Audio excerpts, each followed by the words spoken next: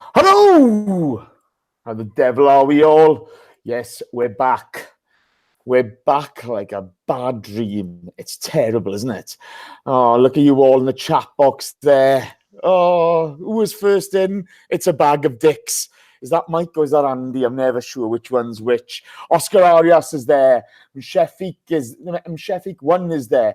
Ron Rees there. J Rob's there. Oscar Arias, Daniel Croning, Pat Brady, and 235100. 100. Ron Ree, Pablo Amar, My 25.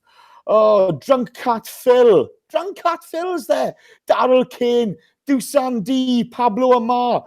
Hello, Marcus Hodges. Hello, one and all. How you doing? That was a bit painful, wasn't it? Ooh, tell you what, not one to get the juices flowing, but gritty. So let's get to it. Today, I'm joined. I've used this line before, but I'm going to use it again because I like it. It's the boy wonder from down under. It's Dom. Say hello, Dom. Hello, Dom. Nice. Well done. How you doing, fella? Every time. You're reliable. Reliable. I tell you, reliable. I like that about you. Tash Nunes is in the box. Hey, Tash, how you doing? It's been a while. Hope you're doing well. Boom, boom, boom. Guess who else is with me? You're going to be shocked about this. You're going to be really, really shocked to see who else is on today. It's John Welsh. Say hello, John. Hello, John. You all right? It's a brace. We won. We won. How you doing, pal? You okay? I'm good, mate. I'm good. I like to see you rocking the shirt today. Bit of branding. It's nice. I would be, but someone hasn't sent me one yet. Excuse me, boys. Excuse me. Currently, we have shirts on the way to London. And that's it. Not London, Norwich, Poland, the USA, and Canada. They're all in midair, okay? And we're going to give another one away today. When I had to send the ones to Canada, they asked me for a value on them, okay? Oh, you can't do that. I'm going to have to pay tax on that. I just put down priceless. You've been waiting for them for so long. It's just, they're priceless. Richard Garrett, there are shirts on the way, mate. There are shirts on the way. Not these ones. These ones are pure giveaways, okay? So they're going to go up. We're giving one away today after the game. Right? So be on it. It's the usual format. I'll ask a question, and first to put the right answer in the box wins it. Now, I haven't thought of the question yet, and you two monkeys are going to have to remind me because you know I'm going to forget. Right, let's get on with this. Straight into the game. It's Arsenal Huddersfield, the Chapman Derby. John, lineups. Still no Ozil. The bad back explanation, I think that's the best way to call it, is still in play. 3 in the middle and Cos back on the bench. Yeah, sort of mixed reaction to the lineup. The Cos being back on the bench, I thought was good. Him and Nacho as well. To be honest, I mean, Cos just being back was nice. I didn't expect him to come on, although it did look like for a minute he might do. Obviously, it's going to be a long-term thing getting him back up to speed. Nacho being back, I think, is really important. We saw that today. The only thing that I thought was a little bit, it seemed a bit negative from Emery was the fact that we basically started with 3 essentially DMs. I know they're not out and out DMs, and they're not, Xhaka isn't really a DM, but the way we play anyway with those kind of guys in this system, I was a little bit worried about our creativity. So a lot was going to be relied upon Kolasinac and Hector Bellerin today in terms of providing the sort of support for Lacazette and Aubameyang up front. But other than that, I thought it was okay. There was maybe an argument for, is it time to maybe switch to the back 4 again, just because we are so short in defence, and do you need to keep someone available in backup just in case, because you're already playing one guy at a position in Lichtsteiner. But yeah, that was the only thing. I would have maybe liked to see Mkhitaryan or Iwobi or someone else just start in midfield, just to give us something a little bit different. All the guys, Xhaka, Guendouzi, Torreira, they've all been great this season, but they're not the most creative. You know, they're not always going to open up a team. Well, to be fair, did he have much option? I mean, I think he wants to stick with the two up front. Okay. Iwobi and Mkhitaryan haven't been in sparkling form the last couple of games. And Ramsey's out. So, Ramsey and Ozil are both out. But, hey, well, we'll come to it all a bit later, won't we? Funny enough, I had a stat before the game. We are 3 points better off than we were at this point last season. We think last season we didn't start terribly, did we? No, we didn't. We started pretty well last season. Yeah, it was around this time when was it? Sort of this time last year when Alexis was it last season? Alexis went. I can't remember now. He went in January. Yeah, he went in January. It was around this period he sort of started to go off the boil a little bit, didn't he? And then the away game form started to creep in. That was when it really happened. So no. He was all full all season up to Christmas. And that Palace game he came back with. Palace game, didn't he? Yeah. It was at this point last season. I saw lots of tweets for retweets sort of thing. Fit so-and-so is really important to this club and blah, blah, blah. And, it kind of drove me off Twitter. I think the difference between I know it's only 3 points, which isn't huge. Then I think the big difference is the fact that you look at some of the big games we've played and the performances we've put in, they've been markedly better other than perhaps the derby, which is just one of those games we always get up for anyway. Like the Liverpool performance was really good. I think the Chelsea game is a game we could have won that maybe last season we didn't play so well in, that kind of thing. I think that's we drew with them away last season. We should have won it last season as well. Never mind. Look, we'll find out at the end of the season where we are. Yeah. It's exciting times nonetheless. That's 20. Is that 21 unbeaten now? 21 unbeaten. Yeah. It's a fantastic run, to be fair. It just kind of puts things into perspective. Do you know what I mean? I think we're doing really, really well. I'd like to see performances improve, but it's just a little bit of perspective where, things are made out that there's been a sea change at the club and what have you. And I think there have been really important changes made. I think there have, but let's not all look back on, what's gone before as horrendous, so to speak. Dom, game kicks off. Huddersfield start off like an absolute train in the press, don't they? They did. Yeah, I think... I just want to quickly get to that donation before I continue on, Jace. Please do, and you have to read it out properly. You have to read it out. I can't see it anymore. It's gone off mine. Arian Hadari comes in with another Canuck dollar donation, and he says, El Senior Welsh is magic. He wears a magic hat. And when he saw another John Welsh masterclass, he said he's having that.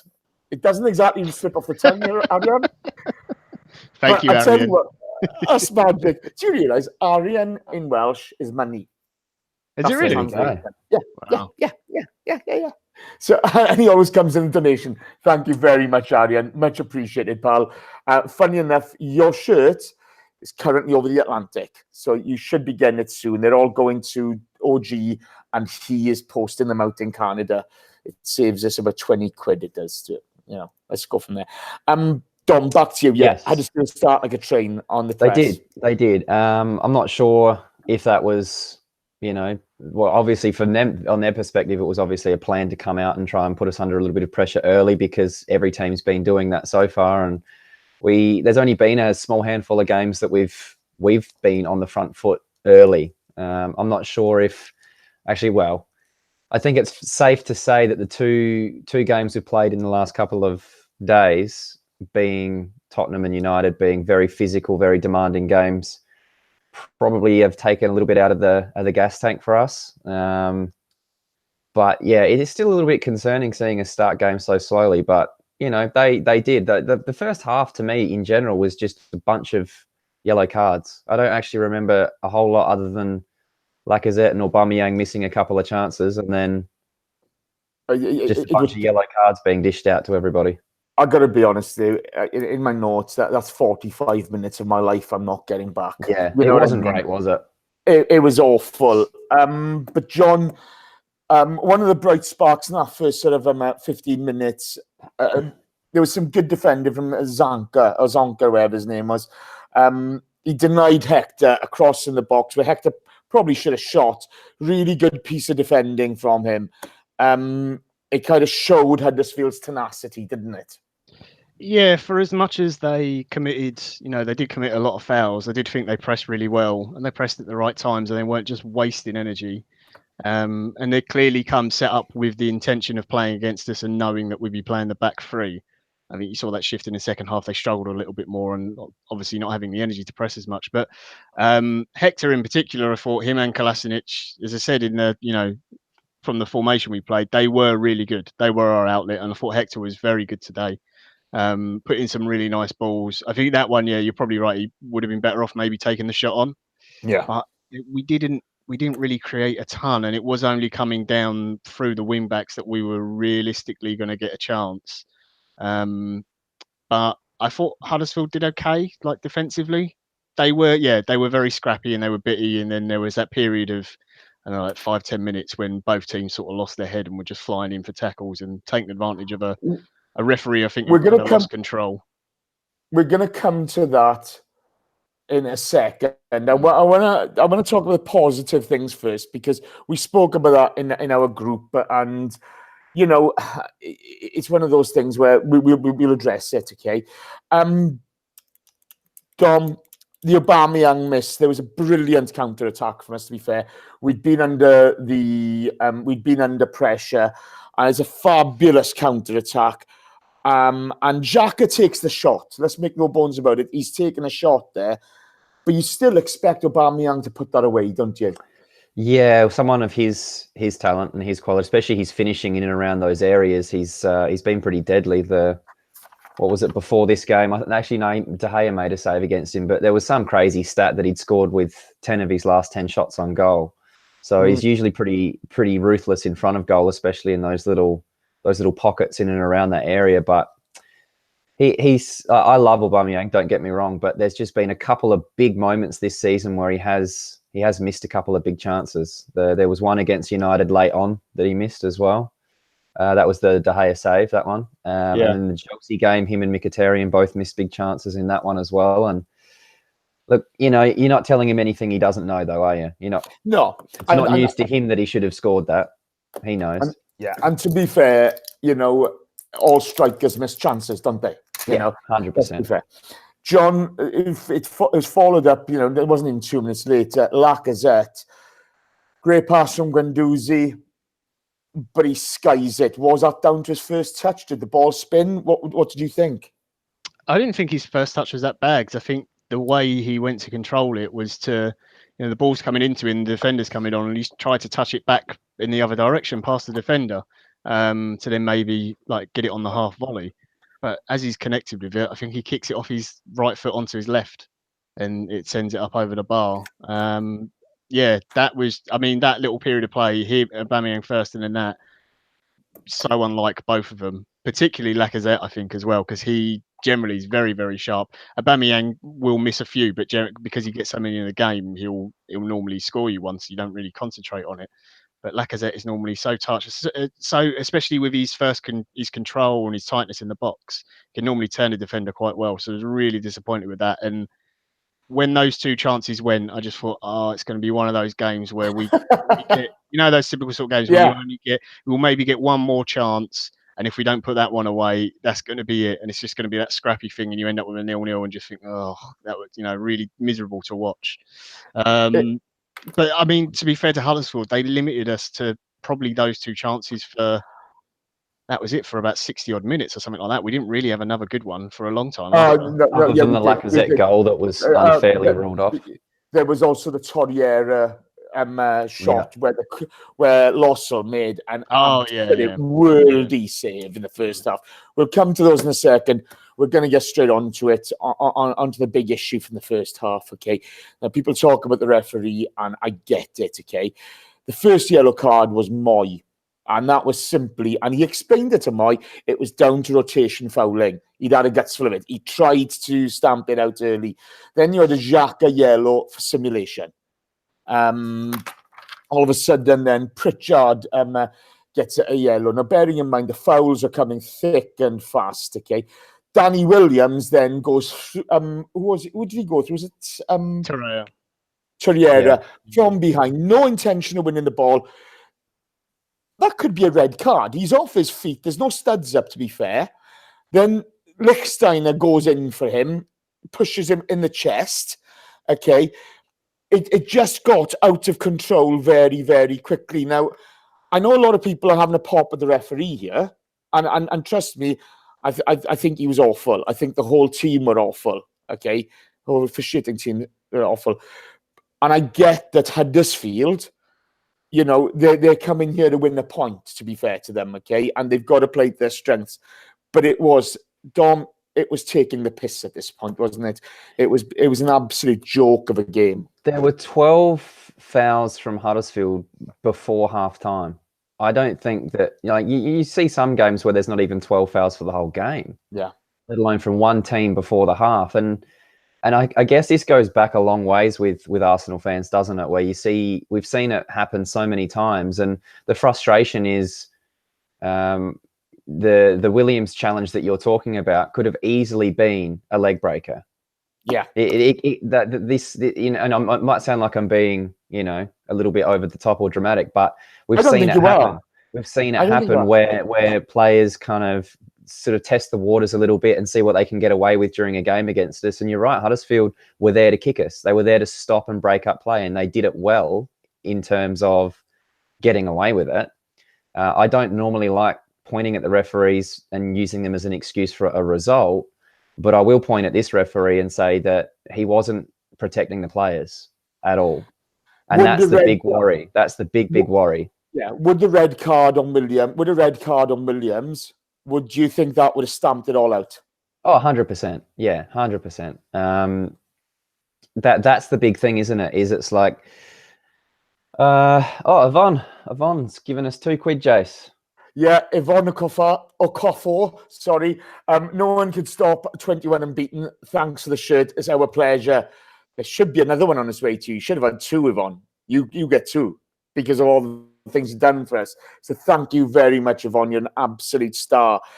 Yeah, I just thought, look, you know, it's come out recently in the press about Pulis and his attitude towards us of kicking us off the pitch. And when all the press were calling us soft, etc., when you see the players come out in the press and actually say this, okay, at that point, you can see what Huddersfield are doing. Now, later on in the game, you saw 2 Huddersfield players going off injured, and they looked like bad injuries. At that point, I fucking laughed at them.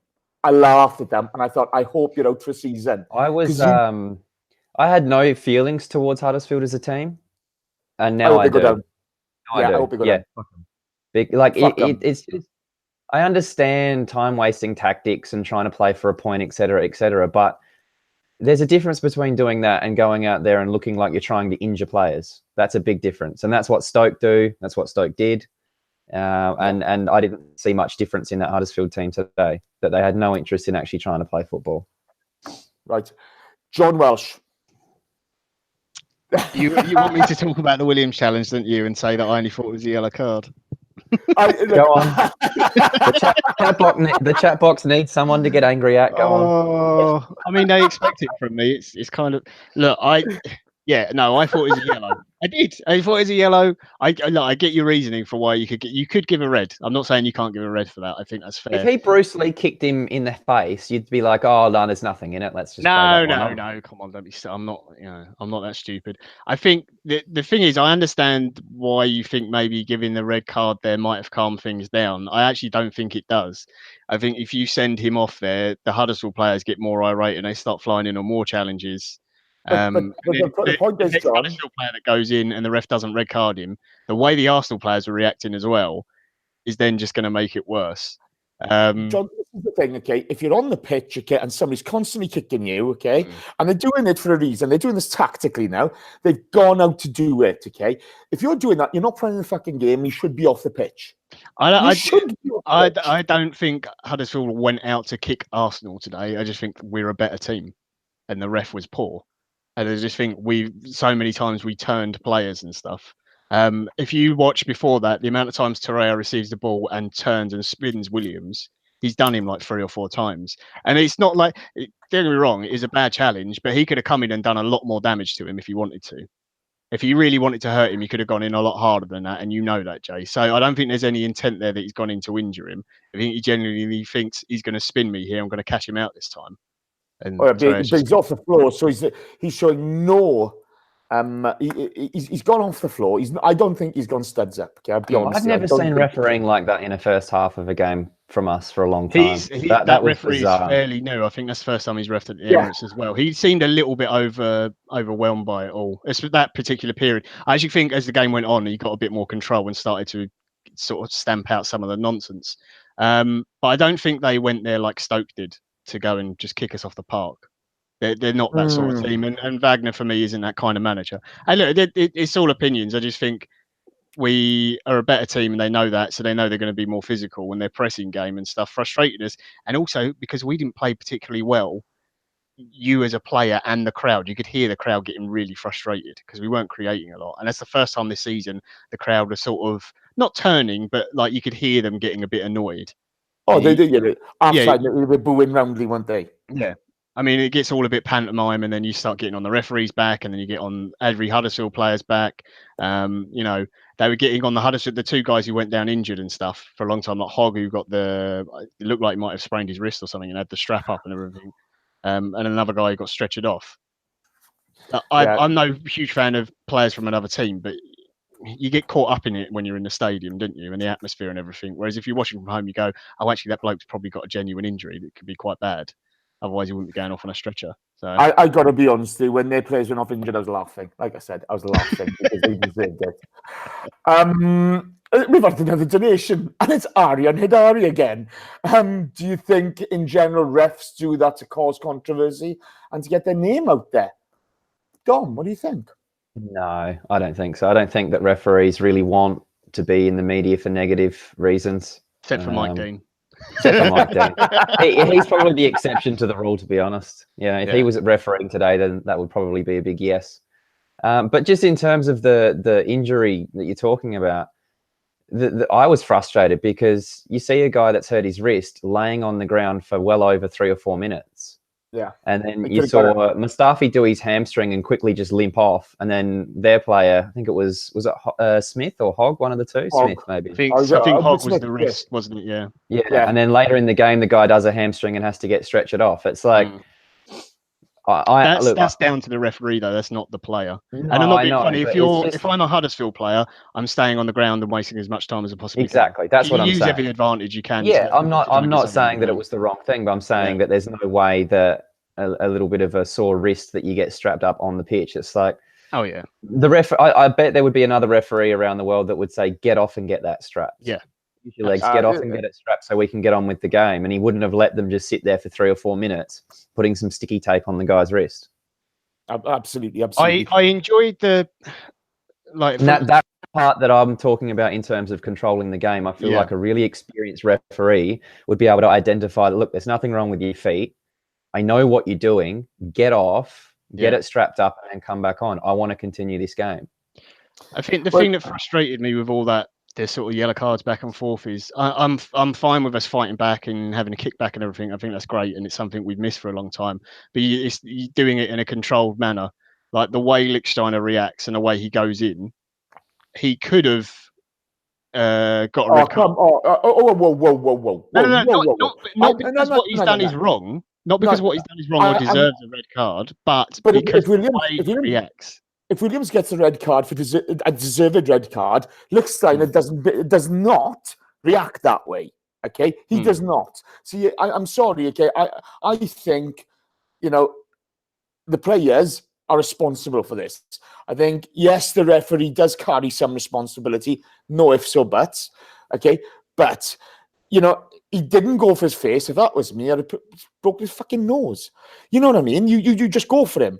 After a challenge like that, because you see it all the time. You see people get hurt, okay? And how many times have we been screaming out for players to defend our Yeah. players Oh when no, they're that's what I'm targeted saying. like that too, I'm you know? pleased that they defended it in the way they did it in the Spurs game as well. But sometimes you've got to be a bit smarter about the way you do it. And Lichtsteiner is a experienced pro who should know how to do it. You know, you can get up in someone's face, but you can do it without putting your hands. I know he didn't put his hands to his face when I watched it back. I thought he did, but he doesn't have to push him in the chest or anything else because you've seen how the referee's already been in the game. He's a little bit all over the place. You're not really sure what he's going to do. You do something like that, he's the sort of referee who could all of a sudden go, "Oh, hang on a minute, he's gone, he's pushed him, he's punched him, or whatever. I'm going to give you a red card." John, I just think you're going to gender against Lichtsteiner. It's as simple. Then we see Socrates take a yellow. Okay, a little bit silly, but it was one of those games by that point. But that means he's out to the next game. When was Mustafi's yellow for diving? Is that first or second half? I First. think second half. Was it Second half. I can't see my notes yet. Sorry. Right, Dom. Then the Lacazette goal that was given offside. Oh God! I mean, I think by this point I was just screaming at the screen because I just thought it was an absolute piss take, especially bearing in mind the goals that we've conceded recently, which were definitely offside. And this one, it's a new phase of play. The Huddersfield player has played it back to the keeper. He's onside at that point. It's a bit of a joke, isn't it? That was the big frustration for me in terms of the refereeing. Like I said, I don't like using the refereeing as an excuse in terms of results. But if that was a 0-0 game, that's very frustrating because I was thinking back and thinking, why did he raise his flag the way that he did? The only thing I can think of is that he initially saw Lacazette offside when the header came through from Aubameyang, and he was just, you know what I mean? Like he was almost preempting that he was going to have to raise his flag as soon as Lacazette got near the ball. He was kind of, I don't know, but then all of a sudden, when he does get near the ball, the ref just quickly, whips the flag up, and it's so clear to see that all it was a terrible back pass and really clever kind of, preempting that particular back pass from Lacazette. Look, you're going to have to go to John because the rules to me sometimes they just do not make any sense, and John knows the rule book, but to me, I cannot understand why that was disallowed. Right, so this is so confusing. So I looked through the FA rules, and I've got them up here. Everyone knows the offside rule, and like you're saying, Jason, I thought it's a new phase of play because the defender touches the ball, which is generally what would normally happen. So he's offside from the initial header from Aubameyang. Yeah. Doesn't touch the ball, comes back onside. Then the defender plays it. Now, the only reason I can find within the rules, so I'm going to read it here. So you can be in an offside position if you've previously come back onside, as Lacazette did, if you are challenging the opponent for the ball, which perhaps the lino thought he was doing because he's quite close. And at first, I thought Lacazette had actually touched the ball until I saw the replay, and then I saw the defender touch it. So it's either that. You can be offside still if you're preventing an opponent from playing or being able to play the ball by clearly obstructing their line of vision, or making an obvious action which clearly impacts on the ability of an opponent to play the ball. That is the only reasoning I can get for it. So I don't think any of those things actually, if you look back at it, I don't think you could actually point at any of those things. Yeah, I mean, it was just a shit back pass. I mean, he's close to the defender, but I can't remember him like grabbing the player or pulling on him, He didn't touch it. Anything like that. Terrible back pass. I think, mate, the lino's gone. He's offside from the header. The ball's come back, and then he's like he's the other side of the defender from the linesman, isn't he? So unless he thinks Lacazette's touched the ball or he's interfering with the defender as he's played it back, and that's why he's pulled it up for offside. Look, it's annoying, it's frustrating. Hopefully when VAR comes in, that sort of thing will be stamped out, and because every time a goal is scored, it will be reviewed, as long as they stick with the rules that they had at the World Cup and they've got in Italy and Germany and whatever. But it's one of those things, There's two games now where we've had annoying decisions because you have the Herrera one in United. You had the first goal at Tottenham. He was offside from the Dyer was offside. But then you look at the flip side of it. We've got the ones where the handballs, holding, sending offs, things like that. So it's look, it doesn't balance out like everyone says, you know. So it's I don't know. You can't do anything about it. It's so much easier for us to look at it and go, well, he's clearly not offside. You have to. It's very difficult to put yourself in the mindset of I've got to judge this on this happening in real time at that one moment. And that's why I'm thinking that he might have just preemptively raised the flag because of the initial offside. Yeah, because it's so hard. Once you've already got in your head the thought that I know he's not offside, that's right. Even if you watch it back in real speed, you've already got that thought there, and it's so hard. Right. That's all I can kind of rationalize is that he's already thinking he's offside, and that process of him being second phase of play, all that happening so quickly. I think he's just panicked and raised his flag for the initial offside and wasn't able to think fast enough to watch it kind of go. But as a linesman, wouldn't you kind of let it go for a second and then be really sure before? Look, I don't know. It was I guarantee if you could talk to the linesman right now, he'd probably be like, yeah, I made a mistake. And they do. The thing, they make mistakes. But the problem, I think, is there were so many refereeing mistakes today. This is not a place for us to be balanced. This is a place for us to hammer people we don't like. We don't like him. I'm expecting you two to hammer the referee in the lino. I'm supposed to be the balance, aren't I? Actually, I'm coming to you now, okay? And as soon as I've said my piece here, you can understand why. Pritchard misses a very good opportunity in the box, all stemming from Xhaka giving the ball away in the box again to an opposition player. Yeah. We got off one there, didn't we? And second part of the question, when's this imbecile going to learn? I don't know. Genuinely don't know. He was not at his best today. That is for sure. To be fair, I don't think any of our midfielders were at their best today. They all looked a little bit, their passing weren't great, but that moment I was so glad Pritchard didn't score that, because I know I would have got non-stop Chris abuse going, Xhaka's not good enough. I keep telling you, shouldn't be in the team. That was really stupid.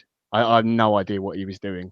The problem is you watch that, but then you see the amazing ball he does inch perfect for Kolasinac running down the line and stuff, and you think, oh, that's exactly what he did make a lot of recoveries and interceptions and things today too. But honestly, I thought our midfield was pretty poor all round today. Even Torreira, who I really, really like him, but he gave some balls away as well in some stupid places. Yeah, so did Guendouzi. They weren't great, to be honest. I think the fact that was it too unbalanced? Was there too many people in the same positions wanting to take up the same spaces, or not knowing? But the only thing I can think of, Jace, in terms of the initial 3-man midfield that we did to have two up front was so that there was more cover for Kolasinac and Bellerin to be the width. Yeah, and then you have a bit more protection with 3 of them there. But I think the issue was that no one knew when to go forward or when to stay back, or who was, you know what I mean? I just don't feel that the balance was there. And so they were taking up the same spaces a lot.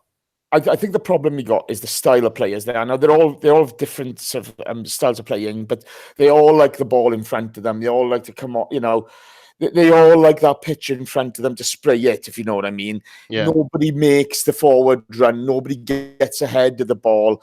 And we mentioned this midweek where, you need people making intelligent runs. And to be fair to the 3 of them, they're not those players. They're just not. And it's very kind of difficult. This is the first time they've played in a 3 together, so you add that to it. It is difficult for them. But dare I say it, Jace? That is where an Aaron Ramsey is very, very good. Let's not mention him. It's just gonna. His ego's already taken him out. Yeah, I know. People will kick off in the chat box, but you can see that that's the guy that will run into those lines and dribble with the ball and confuse defenders, because you don't know if he's going to pass it or run with it, and he pops up in those little areas. But that's, like you're saying, we didn't have a midfielder out there today that sort of has that kind of skill set. They, like you said, they're all kind of more head up, wanting to pass the ball forward type of players. Yeah, absolutely. And then he gets Rambo's out with a bruised ego. So what can you say? It's just Dom, I'm going to stick with you. The Torreira shot. It was heading top bins. Oof. I mean, ooh la la. But the save from Ozil, wow, it was absolutely phenomenal. I didn't realise how good a shot and save it was until the replay, to be honest, because it all happened so quickly. And you saw him dive across and sort of palm it away. And you know how sometimes you'll see a keeper sort of dive and not really have to move, and just makes it look really spectacular. So initially, I thought maybe that's what happened, but then on the replay, that was a heck of a save. What is it with the Emirates? I think they must have left some balloons lying around. The referee got hold of one before the game, obviously. I think that goalkeeper must have got hold. Like goalkeepers coming to the Emirates, all channel their inner Manuel Neuer when they get there. I don't know what it is. It's frustrating as hell. But you stood there, and you watch him turn it around the corner, and you just think, oh, that's brilliant. Someone in the chat box said that the shot was a bit low. I don't think it was.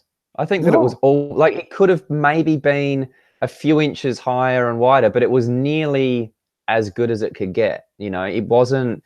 If the keeper didn't save it, it would have basically gone in the postage stamp, wouldn't it? To be fair, I thought the shot had enough pace in it. It was a thing of beauty from him, and then Ozil pulls that out. I mean, John, you're not going to see a finer save than that this season, are you? No, it was great. I think part of the reason why we get so frustrated with it, I do, keepers do put in a good performance when they come and play against us. It's partly because generally we're the better team at home than most of the opposition, so we're going to get more shots off and see that kind of thing. But it's also because for quite a few years we put up with some bang average goalkeeping. And we're like, well, hang on a minute, why can't our keepers do that? Yeah. But it's one of those weird things, isn't it? Because there's some bad teams in the Premier League, but players individually, their quality, it's there, but it's the coaching and the systems they played in and stuff that sort of exposes some of their weaknesses. So you get little individual moments like that, and you go, "Oh, actually, there's a reason why he's in the Premier League. He's quite a good player, isn't he?" Absolutely. Yeah, I do love that thing with Torreira, not just him, but Lacazette, Aubameyang, Xhaka a couple of times, although he's been mostly over the bar. I've enjoyed that this season, that players are now more willing to have a pop from range because they've got it in their locker. They can do it. And talking of having a pop, it was the end of the first half. Mustafi then picks up a yellow for simulation in the box. Dom he's clearly been touched. Clearly. Did he go over too easy?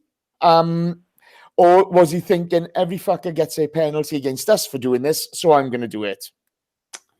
This is one of those ones where if it got given against us, I would have been frustrated, but probably felt like that, like, oh, typical, And then on the other end, when it happened, when Mustafi's the one that goes over, again, on replay, it just probably goes over a little bit too dramatically for the amount of contact, which is probably what the issue was. But there was contact.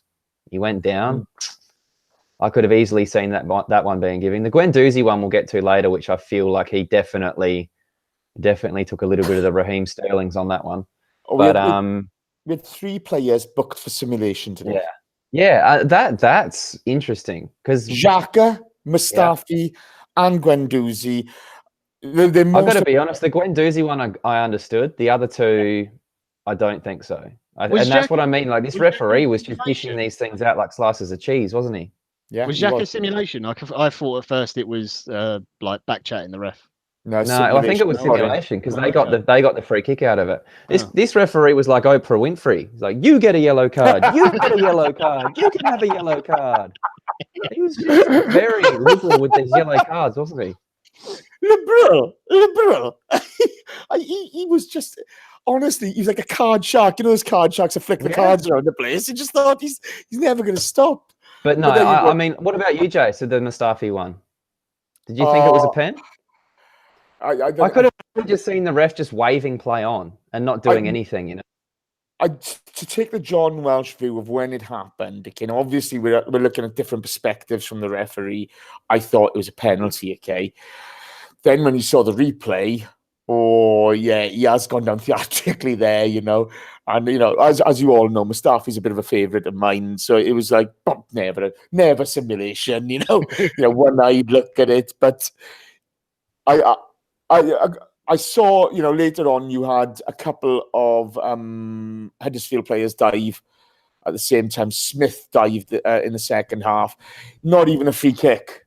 I thought, if you're going to be balanced about it, then Smith deserves a yellow card and we get a free kick as well. But that didn't happen.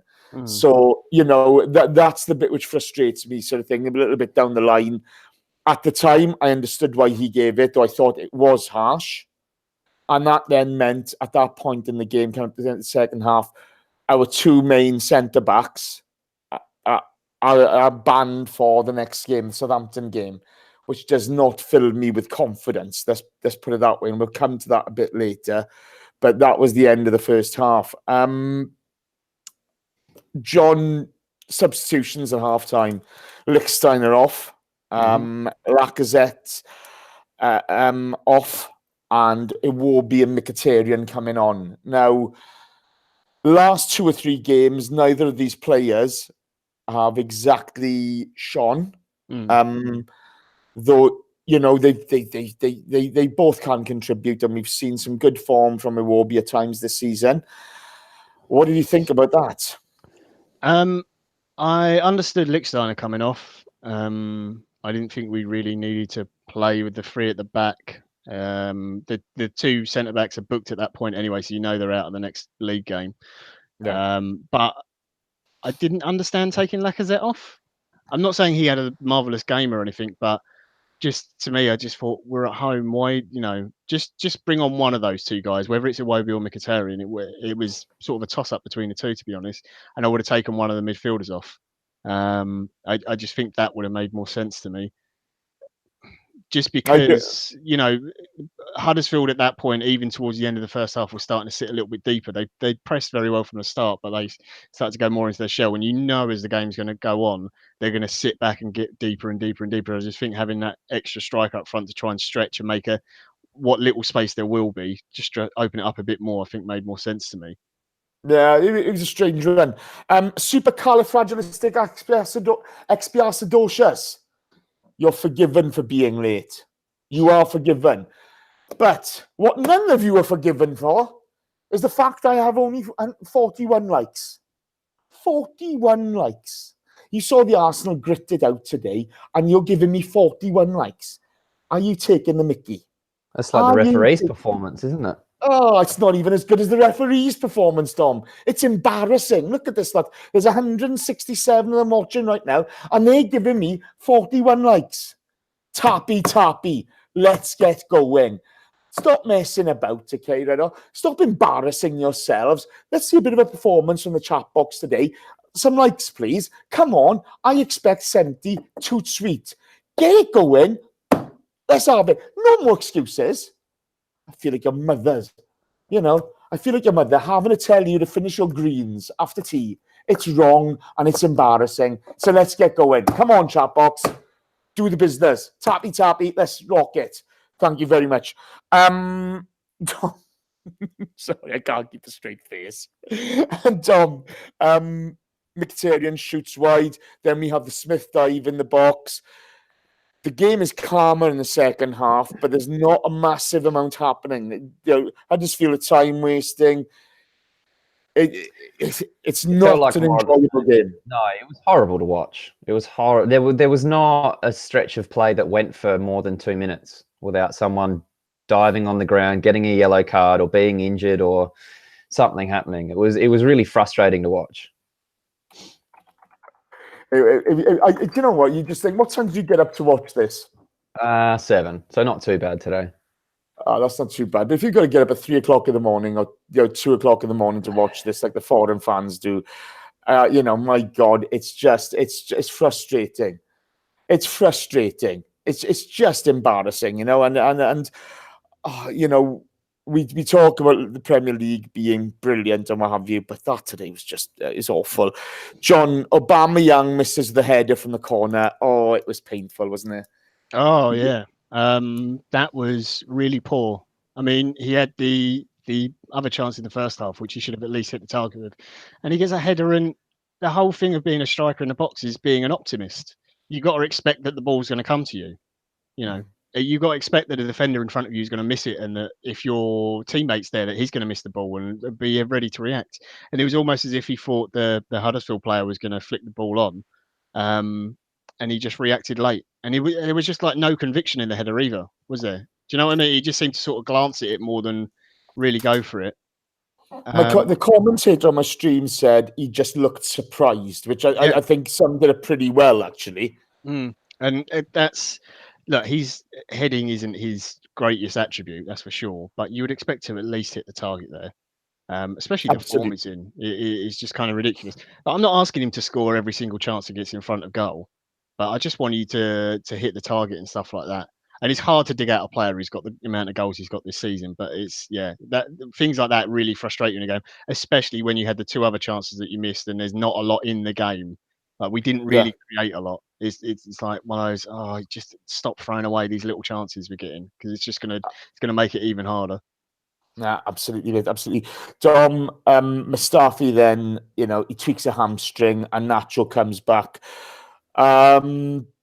Give me your opinion on the Mustafi hamstring tweak. How long do you think he'll be out for? He's obviously banned for a game, and then Nacho coming back to us after quite a lengthy injury layoff. The hamstring looks like just a small strain. I would be surprised if he misses more than probably 2 to 3 weeks with that one. But even that this time of year is going to be quite a few games, isn't it? If you look at sort of, what are we at now, the 8th of December, even if he gets back before the end of December, around Christmas time, that would be quite nice, since we've got such a hectic schedule coming up. So, yeah, well, we got Cardiff Thursday, Southampton Sunday. Then on the Wednesday, we got the Scum in the Carabao Cup. Then we got Burnley and Brighton. I'd be surprised if Koscielny doesn't play sort of 50 or 60 minutes against Karabag. Yeah. And then, hopefully, because it is a bit of a nothing game for us, you can put him out there and you can, give a young kid a go for 30 minutes at the end of the game and keep him fresh and get him ready for Southampton. I think that would be a pretty wise way to manage him. So we get one centre back there. And then I guess you're going to put Lichtsteiner or Monreal next to him, I would assume, which is a little concerning, to be honest. Good to see Nacho back.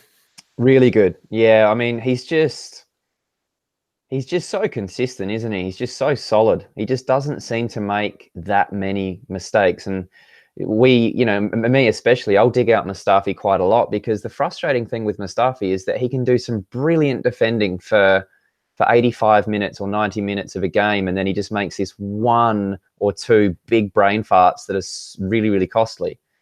And it's frustrating because you can see there's a really good defender in there.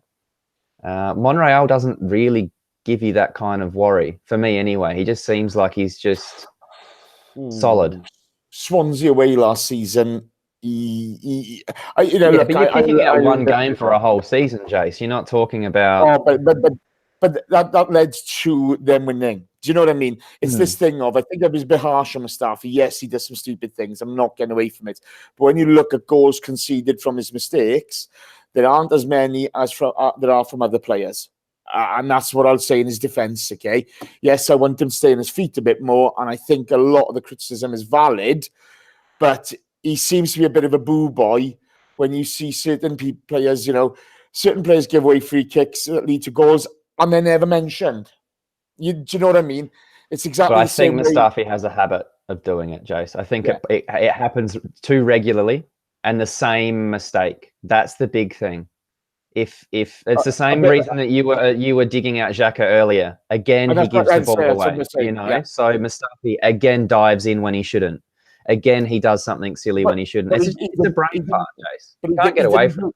But he didn't do that today, did he? He didn't. He didn't. And that's what I'm talking about. Monreal doesn't seem to have that same tendency for the brain farts. So him coming back right now is super important for us, because I feel like Kolasinac he's been decent in a back three because he doesn't have to do the bulk of the defending. But with our injuries at the moment, it wouldn't surprise me if we go back to a back four and we put Monreal out on the left, because he is that bit more solid defensively. So That's going to be really interesting. It's going to be really tricky for the manager because his back three's been working reasonably well over the last sort of 4 or 5 games. And I think that he was forced to do a back three because of personnel reasons, because Monreal wasn't playing. Yeah. I don't think he liked Kolasinac as a left back in a back four. But now Monreal's back, and with so many injuries to centre back, it wouldn't surprise me if we go back to a back four again. Yeah, no, I think that's his only option. So I just don't think we get any players. You know, you're going to see kids on the bench from here on in who may have to come in during, you know, I mean, look, we haven't got the toughest run in other than New Year's Eve against the bin dippers, and you got the scum in the cup, in the Carabao Cup. Other than that, we should be able to cope, hopefully, touch wood. John, then the Guendouzi yellow card. At this point, I'm losing the will to live. I really am. I'm looking at this thinking, we've got a podcast to do later, and that's all I'm going to talk about is referees, yellow cards, and our players diving in the box. It was embarrassing, wasn't it? He should take a few pointers of Mustafi because it wasn't quite theatrical enough. I actually thought that Moy almost failed him on the edge of the box or just outside the box before that. Yeah. And he kept going. And I like what Guendouzi was doing throughout the game. I thought he was okay, and he was trying to get forwards and break the lines when he could. But I think Dom's right in that the midfield didn't really understand who was going to do what and when to go. But yeah, it was a blatant dive. Like, it was just, he didn't touch him at all. And he's done the classic, I'm going to kick my leg out to make contact to then fall over. Dele Alli's made a career out of that. Yeah. This is the crazy thing. I don't see many of our fans digging him out for that. Look, and we're not going to because we're Arsenal fans and he's an Arsenal player, so we're biased. But what I would say is, if we got a penalty from that and we scored and won the game or something, and that was how we won the game, then maybe you should look at sometimes when we get decision against us and someone does it. And I was just about to say, if it was against us, I'd be annoyed, but at the same time, it wouldn't have surprised me. That was the strange thing about it. Like, I don't think it was a penalty. I think any kind of level-headed fan can look at that and go, look, you were, like you said, you kicked your foot out to make contact and then you went down. But how many times have we seen that?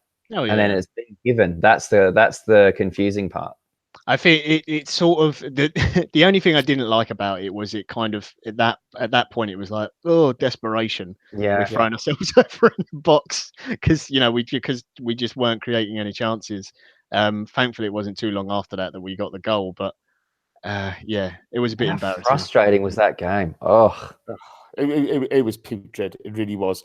But Dom, what a way to win it! What a way to win it! Overhead kick. I mean, Guendouzi redeemed himself with that ball over the top, didn't he?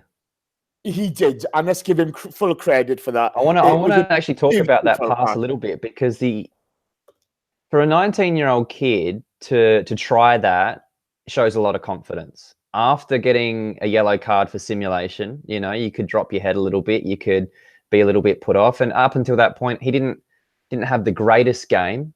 He was good, but he didn't have the greatest game. None of our midfielders did. And that particular pass, the reason I liked that pass so much is because we kept trying to go wide and cut balls back in, and it wasn't working. And to see that run that Aubameyang made, which was a very good run, there was another player there too. Was it Mkhitaryan as well that was running in? I think so, yeah. And then he just scooped this beautiful little ball over to the top, which completely caught the defense by surprise, I think, because it was just probably the first time for the game that we saw a little dink over the top like that. Weighted it perfectly, and the touch from Aubameyang was just amazing. That first touch. Shot gets blocked, but he was on it really quickly, which was good. A little scoop over the top. And on replay, he had no idea that Torreira was there. You could see he didn't even look up. He just saw the ball, knew to scoop it back into the middle there somewhere and hope. And luckily for us, Torreira is straight into a goal-scoring position and did a cartwheel and bam. Yeah, to be fair, I mean, the pass from Guendouzi, I don't mind saying it the way I see it. I thought he had a bang average game. But that to have the confidence as a kid to see the run, to say, right, I'm going to find him.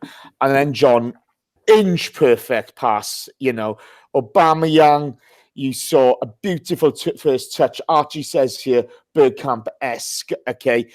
The ball comes back to him, knows to put in the danger area, and then for Torreira to have the confidence to go for the overhead kick. A little bit of magic from the boys after a very bang average day at the office, wasn't it? Oh yeah, absolutely. Two things. I'm going to pick you up for saying Torreira because we're getting abuse on Twitter for saying his name wrong. Torreira. Oh, okay. I'm just going to set the record straight. I don't give a monkeys, okay? I'll set him off. When you hear a Spaniard call me David, okay? I don't mourn. Okay? I don't mourn. I don't mourn about it because that's their language. That's the way they speak, okay? I couldn't give a monkeys. Back to you, John. Fair enough. Just expressing the opinions of some of our listeners. So yeah.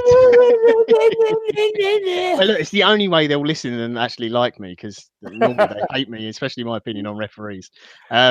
Yeah, the thing I like the most is when Aubameyang. I mean, the first touch is fantastic, but as he's about to cross it over, he's not aware of where Torreira is. But Torreira has a look behind him. He checks his space and he sees that there's a gap there and that he's unmarked, and he just takes a little step back. He sets himself because he knows what's coming, and he knows that because there's no one around him, he can get away with that finish that he does because it's just great technique and ability, and he does exactly the right thing and putting it into the ground as well. The keeper's got no chance.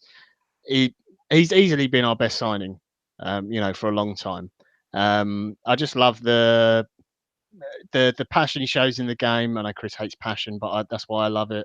I love like his energy, his tenacity in tackles and stuff. And he didn't have the greatest game either. He gave the ball away a couple of times as well. But he's got so much about him as a player, and to think he's only 21, it's ridiculous. When you look at him and Guendouzi, those have got to be long-term signings of the club. And, if we develop them properly, the future's bright. Now, listeners, sit down, get a cup of water, have nothing loose next to you. I'm going to say something really positive about our Greek centre-back. Uh-oh. De Poitre dives in the box, okay? In all fairness, it's a shoulder charge from Socrates, okay? He could have been, given a penalty away there. I think he gambled, but he won. But De Poitre does dive, to be fair to him. But the reaction afterwards, I absolutely love, okay? And you just think, good for you, son. Have a pop at him, I really enjoyed that from him. He's not winning me round yet. I still think he's average. But he has done a lot better than I thought. Dom, I know you loved that moment. It was wasn't it? That was my favourite part of the game. He just stood over him and just started screaming at him. Oh, it was brilliant. And it's true, we haven't had that kind of. It's not even leadership, is it? It's just I care. It just shows. You're not going to see Koscielny stand over someone and scream at them for diving. No. And I'm not saying that it makes him a better player, but I just like seeing that it matters. I like seeing a little bit of emotion pour out like that, where he's going to let you know about it. And if you're going to play up against him, you know that it's not going to be an easy day. Yeah, it's one of those, where I thought he really gambled with that challenge, but it came off and that's fine. Pete Coulson, no, that is not happening. Not happening at all, okay? But Daryl Kane, sneaky pace. Have you seen the pace on De Poitre? It's non-existent. Behave, okay? It's like a race between a turtle and a slug. It's just not pace. Two questions for you both, boys. The game was a tough day at the office. Yeah, it wasn't easy. You can, John, you first. You can have a pop at Huddersfield tactics all you want, but we made it hard for ourselves, and I think the lineup made it hard for us, didn't it? Yeah, I think just missing either one creative player or a defined, this is exactly how we're going to play in this system, and you just have to keep overloading the sort of the workload that Hector and Kolasinac are getting through as wing backs, which I think we did at times in the first half, but not enough. They were our best outs. And it just made it more difficult for us. A little bit of credit to Huddersfield because I thought they defended it quite well in patches, but it should have been a more comfortable game. But it's come after this third game in 7 days. The But Spurs. haven't they had the same? Yeah, but I would argue that they probably didn't exert the same energy that we did in say the Yeah, Spurs those game two and the Man games, the United. Spurs and United games, they were There's a big really drain. full on. And also the injuries, I think, as well. Have started to take their toll a little bit. So we've covered the most ground of any Premier League side per game on average too. So I think that adds up a little bit. And look, it wasn't a great game. There's no bones about it. But we're 21 unbeaten, and importantly, we won today. So we kept the streak going. Missing Mustafi and Socrates for the Southampton game is a bit of a blow, and obviously Mustafi's injury as well. And hopefully Dom's right; it is only a little while, but defence is starting to be a little bit of a worry in terms of who's going to play there. It's not. I mean, that's our first clean sheet in how many games? I don't think our defence is that magnificent. Let's be honest, but we keep on finding a way to win. And Dom, talking of that is 21 unbeaten. And even though it is such a frustrating game, okay, it was. I'll use the phrase dog shit. We still find a way to keep that unbeaten run going and another 3 points. Very, very important, doesn't it? Absolutely. And again, for the last however many years, we've been talking about these wanting to win scrappy when we need to. And even earlier in the season where our form wasn't really matching our results, we sat there after about 4 or 5 games unbeaten and we were sitting there thinking, well, why are we being so negative? We've been screaming out for these ugly results for a long time, and to learn to win against a team like that aren't there to play football. And, in previous seasons, maybe we would have drawn or even conceded a goal at some point or something crazy happened, because we've seen it so many times. So to see us consistently now be able to grind out these results, whether it be a win or a draw or coming back from losing positions, which we've done quite a lot, it's a good characteristic to have in the team. And hopefully, because let's be real, we can only get better, can't we? In terms of the way that we've started games consistently throughout the season and our first half performances, we haven't even gone into a first half with a lead yet in 15 games. So there's a lot of positives about the way that we're going about getting it done. Not necessarily going to say that we're anywhere near what we should be at our best week in, week out, but I also think the manager's still trying to figure out what team, what formation, what players, what partnerships, all of these things. And it's only been, 15 games? It's not really that many. Yeah, I know. To be fair, it is a great start from Unai. You always know with a new manager coming in, there is going to be a fresh impetus. There's going to be an excitement. There should be a positive. As long as he's a good manager, there should be a positive change. And that seems to happen. The one thing, John, I felt today was the first time I've seen Unai make tactical substitutions. Let's leave Nacho out of this. And they have zero impact on the game. And in fact, they contributed very, very little to the game. I thought Iwobi and Mkhitaryan, they stunk the ground out today. What's your opinion? Yeah, I don't think they offered a lot. Iwobi was very poor when he came on, and Mkhitaryan wasn't particularly great either. I think the issue is, I think, if they're playing well, then bringing those 2 players on makes sense. Problem is, they're not in great form, but he hasn't got anything else. He literally has no one else to bring on. I could see what he was thinking. Yeah, and I just think, he's hoping that they come on and put a performance in that perhaps their form hasn't shown at the moment, because something needed to change, because we weren't really playing that well, and Huddersfield are starting to get a few chances. So I get his decisions, but I think it's just down to a lack of options at the moment because we're so bare bones in certain areas. Dom, I don't know if you agree, but it looks to me like the pair of them are just, especially Wobie, he's trying too hard at times. He needs to let the game come to him a little bit. You know, he had some lovely touches at times, but then all too often gave the ball away. And Mkhitaryan, he's just kind of struggling with everything. There was a point in the game where, you know, Hector's made a 40-yard run down the right-hand side, laid the ball off inside to Mkhitaryan, expecting the ball back, and the ball was so poor back to him. A Huddersfield defender picks it up. It's a tough time for especially Mkhitaryan at the moment, but for the pair of them, isn't it? Trying to find the form. Yeah, I think that's exactly what we need to remind ourselves of, is that Iwobi has improved this year, and he has gone on some really good performances, and they weren't just patches in games. He strung a few games together where he was very, very good. And you're right, it's just, this is the time where you need to stick by these guys and you know, just like I said, just hope that they find that form again, because we know what Mkhitaryan's capable of, which is why it's probably so frustrating watching him, is because you know that he's better than what he's showing. And that's what we're kind of, maybe the manager was hoping that was gonna pop out today. I don't really disagree with the substitutions at the time.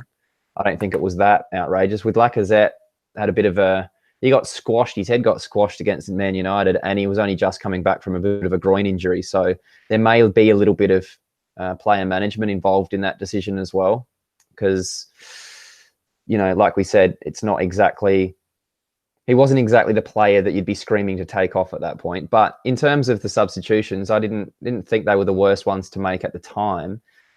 But you're right, it seems to be the first time that he's made some big moves at halftime and it hasn't actually worked. So that's also saying something, because usually he's got it spot on, which is good to be pragmatic like that, isn't it? There was a stat played out at the United game that our subs had been involved in more goals than any other team, you know, and by a long, long way, which has kind of shown Unai's, you know, the impact he's made when he's brought players on, or rather they've made. And so that was a bit of a shocker today, because I genuinely thought that the width stretching at Huddersfield, it was good to see them both come on. I was a bit confused by Lacazette going off. I thought, as John said earlier on, when the midfielders had gone off, but it's a good learning curve for the team as well. It is a good learning curve for the team. And with that, listeners, we're going to questions. Let's get this thing done, is it? Pete Coulson asks, John, keep this on the low, but which player can I score some hippie crack from? Who looks like the most? Oh, it depends. Hippie crack. I'd say Kolasinac, surely. No, he'd definitely be dealing something more hardcore than that. He's not. What is hippie crack? And what's happened? Hippie crack is laughing gas. Yeah, nitrous oxide, right? Yeah. Basically, you're not. I think it's illegal to sell. It's either illegal to sell or not. It's not illegal basically to use it.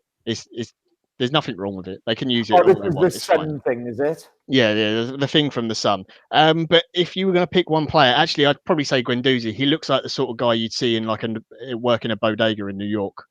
I'm more to the point. He's 19. He should be selling it. Tom, AG asks, has Ozil got broken self-esteem? Probably. Love that comment.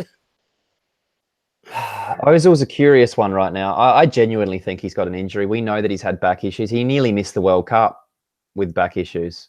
And I mean, and if you're talking about, you know, the conspiracies of him not wanting to play the big games or trying to hide from them or whatever, today was not a big game and he still wasn't out there, and we could have used him for sure. So I think the one thing we got to surprise me, like there could be truth to all of it. You know, Emery might not be that enamored with Ozil and might have put it to him and said, I want you to work harder.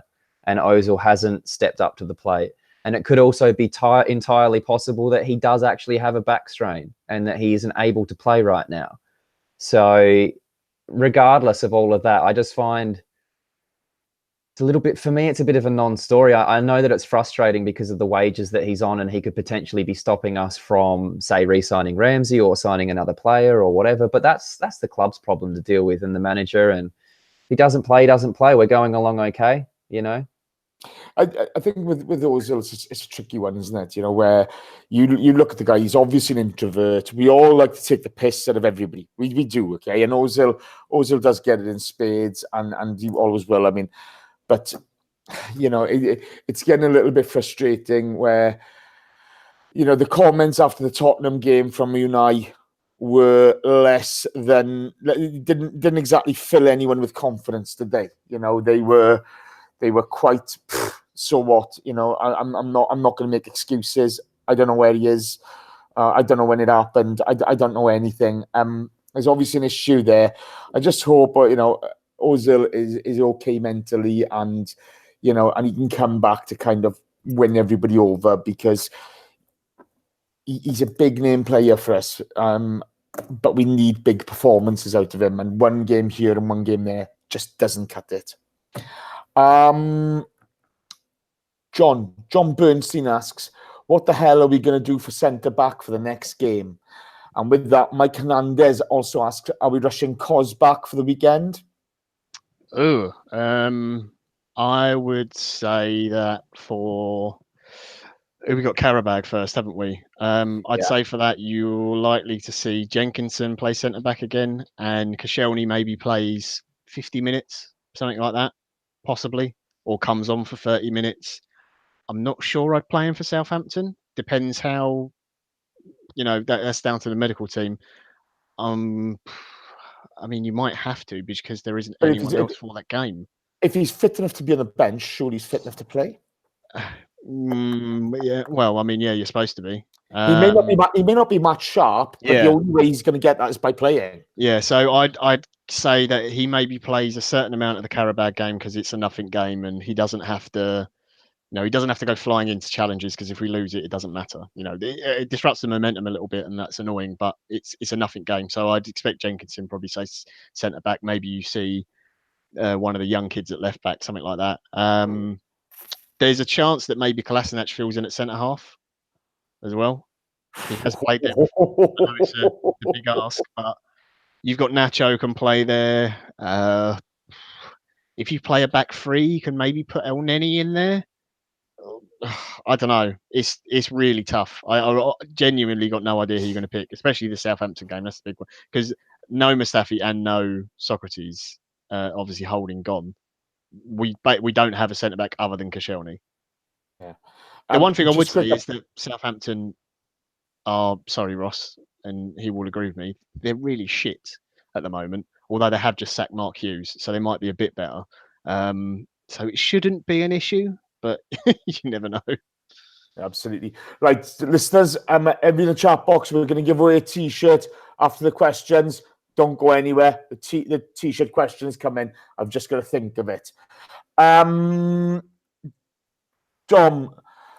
Richard Garrett asks, anyone got the feeling that Ozil is suffering mental health issues and they're using back pain as an excuse, which would be understandable? It's a tricky topic, this one. There's been so much talk about, you know, mental health over the last little while, and men's health. We've just come off Movember and things like that. And I think everyone knows someone that's been affected by it at some point. And I think that we do forget that these players are actually people sometimes. And so, you know, when Emery at the start of the season had Ozil coming back from the World Cup after all the criticism and the things that were getting said about him there, you know, he said that we're trying to make it a family environment for him because we want to support him. It wouldn't surprise me if he has got, you know, some issues going on in terms of that mental health. I did see him post a photo today of him working with Shad Forsyth in a one-on-one session, trying to do some rehab work. So, you know, there's that element of things as well. It could be a combination of everything. You know, like you put yourself in Mesut Ozil's shoes, and it's not like money doesn't stop feelings from occurring when someone's being negative towards you. You know, we can sit here and say, oh, he's getting paid £350,000 a week. He shouldn't be upset or depressed. But anybody that knows what depression's like or mental health issues are like, it's got absolutely nothing to do with money. It's got nothing to do with being famous. It's just a chemical imbalance in your brain, and it can really fuck you up. So that's the part where we as fans and journalists as well, and all the people that fire that criticism at Mesut Ozil, need to be a little bit more careful in how it's delivered. You can be constructively critical about his performances as a footballer. There's nothing wrong with that, and I don't think anyone would begrudge that. But it starts to cross a line a little bit where it's almost agenda-driven. It starts to get personal. It starts to get aggressive, and that's the stuff that, you know, it's almost contradictory from journalists and us as fans, where we're sitting here just coming off November supporting men's health, and then we're kind of, you know, really kicking a man when he's down, so to speak, or all of the extra gossip that could be potentially just rumors, you know. It's a tricky one. It really is a tricky one. And if he does come out and say, yes, I've been suffering severely with depression and mental illness, then what's the reaction going to be like? Is anyone going to apologize? Or, you know, John's probably a little bit better sat to talk about that particularly, but it really does frustrate me when someone points and says, well, he gets paid a lot and he's famous, therefore he can't be sad. No, I mean, that's not true at all. There's complete nonsense. And I think, I know our chat box are certainly aware of that. And I think most Arsenal fans, or the sensible ones anyway, you know someone at least who suffers with some sort of mental health issue, whether it's depression or anything else. And money doesn't make a difference. I think the Ozil thing is, from the way Emery reacted from the Spurs game and spoke about him afterwards, I think it's a case of, maybe he was dropped and Ozil didn't like it, and perhaps the reaction was, okay, well, you're not in the squad. And then he's since then picked up an injury in training. And it might have been a genuine thing. Maybe he wasn't going to be in the squad at all when he did actually genuinely get an injury during training, and Emery at the time just wasn't talking to him because that's his way of trying to manage him and going, look, I'm going to isolate you a little bit to try and get the best out of you. Because you saw he did it earlier in the season when he made him come on in the Europa League game, and it was a bit like, why are you bringing on Ozil in this kind of nothing game? And he did get a reaction out of him, and you saw the performance in the Leicester game. So if he's got mental health issues, then, you know, I'm sure the club are doing all they can to support him and hopefully get through that. But yeah, I suppose as fans, we do kind of have a responsibility of that, and it's difficult to sometimes see those things because you do get so caught up in it and so frustrated. And I'm the biggest one at it because I always moan about Ozil all the time. I'm always cracking jokes about him having no spine and whatever else. So there's joking and there's, you know, going after people. I think, come on, you know, the problem you have right now is you can't use kid gloves about everybody, and we have to be honest on this show. And we have to be honest. And a bit of Mickey taking, you know, the Rambo ego, the Ozil spine thing, that's part and parcel. But I think the one thing that that all of us want, all our players to be playing well and doing well in life generally, okay? Because if they're happy in life and they're playing well, the Arsenal will be successful. Yeah. You know, cracking a joke, you know, there's good taste and bad taste, as we know. Nobody's really gone for him nastily. You know, the poor bugger who's had the worst grief this season is Socrates from me. You know, to be fair, if anyone wants to go for someone, it's probably Mkhitaryan. He's got 1 goal and 0 assists in 11 games. That's dreadful. You know, and he's getting money that they won't even give Ramsey every week. It's terrible. and Rambo's ego needs to be fed. Let's be fair. Okay? You know? Oh God, no, not his ego. Right, let's move on from that. But you know, it is a serious issue, and you know, let's hope it's not mental health issues, and let's hope it is somebody being a prima donna. I would far prefer, or a back injury, you know, and not a serious one, you know. But because if it is mental health issues, you got to feel for the guy. You really have. John, I'm sticking with you in this. Kevin Lebeck asks, Socrates versus Carabag, sorry, or bedding old man Cos paired with a kid. really looks overmatched in the Premiership. Yeah, I think Cos, like I said earlier, I think give Cos some minutes just to try and get those the minutes in his legs and a bit of match sharpness. But I still expect Jenkinson or someone to play.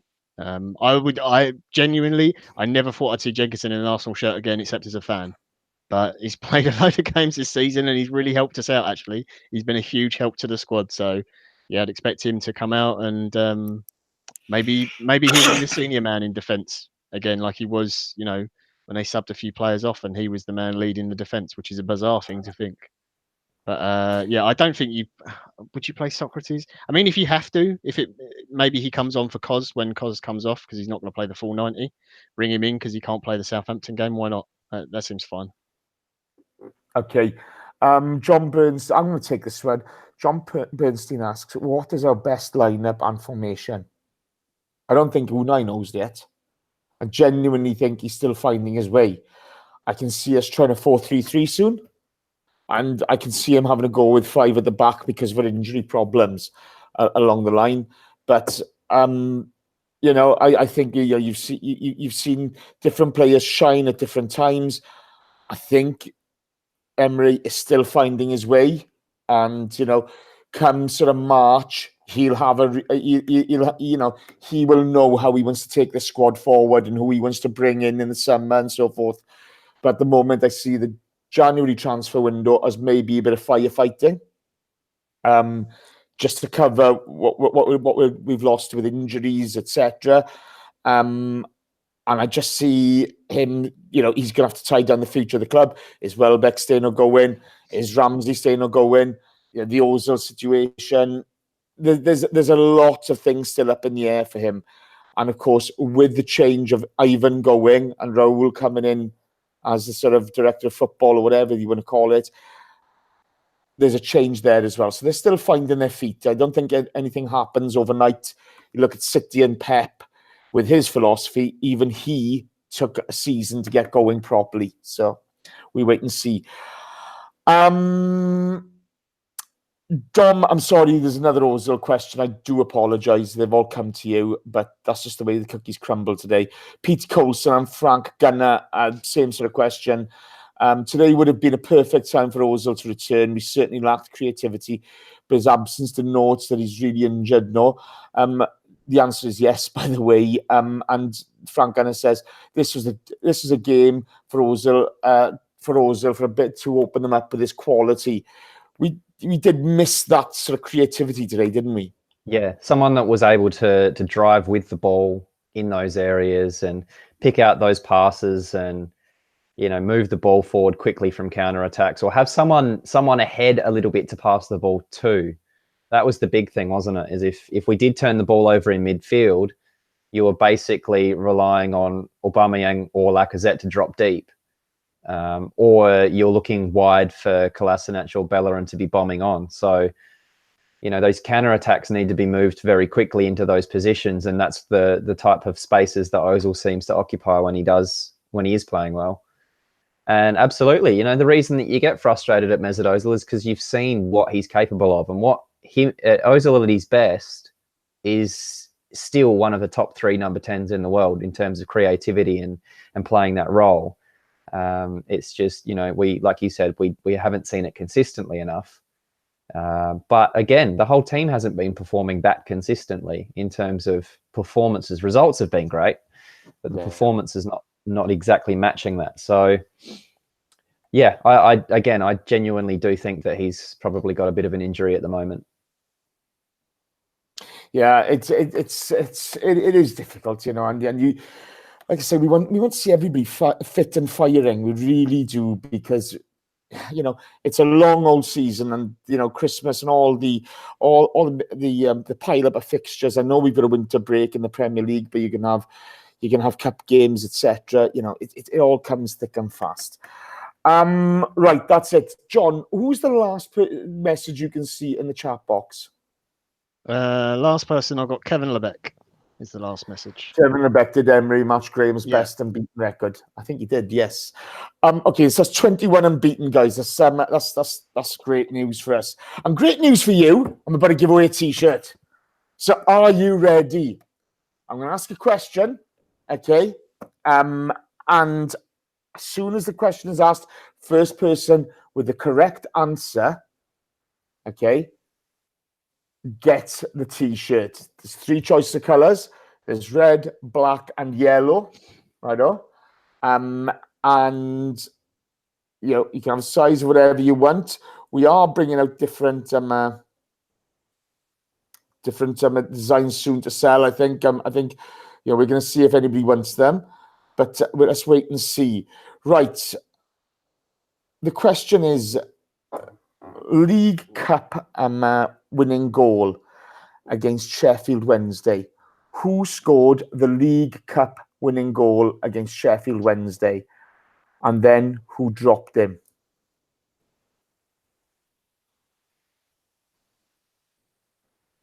Wow. Danny's going to answer this because I know Danny's never forgiven. So you got to get who scored it and who dropped him. Yep. And anybody of an age knows this, so people are looking up quickly. Danny's going to start losing his mind. Oh,